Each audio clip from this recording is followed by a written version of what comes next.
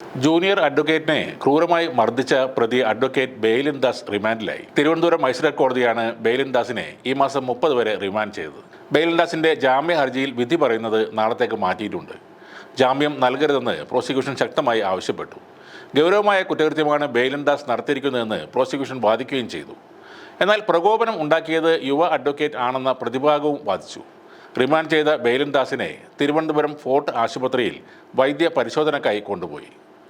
ജാമ്യഹർജിയിൽ പ്രാഥമിക വാദമാണ് ഇന്ന് മജിസ്ട്രേറ്റ് കോടതി കേട്ടത്. ജാമ്യഹർജിയിൽ വിധി വരുന്നതുവരെ ജുഡീഷ്യൽ കസ്റ്റഡിയിൽ വിട്ടുകൊണ്ട് റിമാൻഡ് ചെയ്യുകയായിരുന്നു. 2 ജൂനിയർ അഭിഭാഷകർ തമ്മിലുണ്ടായ പ്രശ്നത്തിൽ താൻ ഇടപെട്ടുവെന്നും ഈ പ്രശ്നത്തിൽ തന്നെ വലിച്ചിഴക്കുകയായിരുന്നുവെന്നും ബെയിലിൻ വാദിച്ചു.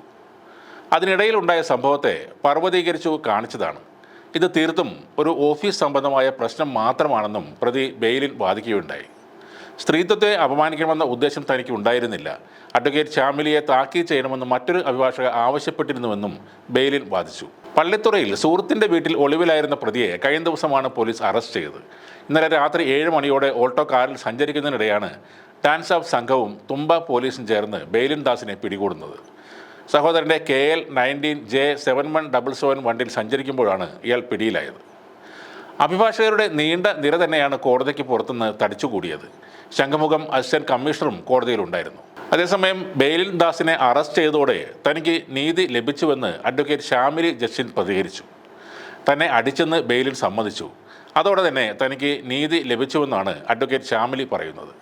ഓഫീസിലെ തർക്കത്തെ തുടർന്നാണ് പാറസാറ സ്വദേശിയായ ജൂനിയർ അഭിഭാഷക ശ്യാമിലിക്ക് അതിക്രൂര മർദ്ദനമേറ്റത്.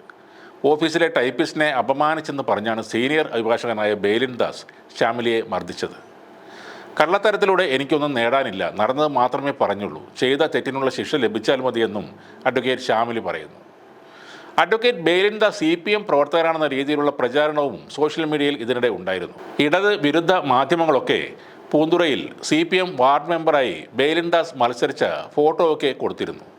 എന്നാൽ 2020-ൽ ഇദ്ദേഹം കോൺഗ്രസിൽ ചേർന്ന ചിത്രങ്ങൾ പുറത്തു വരാൻ തുടങ്ങിയതോടെ ആ പ്രചാരണവും പൊളിയുകയായിരുന്നു. ഇതിനിടെ തിരുവനന്തപുരം വഞ്ചിയൂർ കോടതി പരിസരത്ത് ഏഷ്യാനെറ്റ് ന്യൂസ് സംഘത്തിന് നേരെ ഭീഷണിയുമായി അഭിഭാഷക സംഘമെത്തി.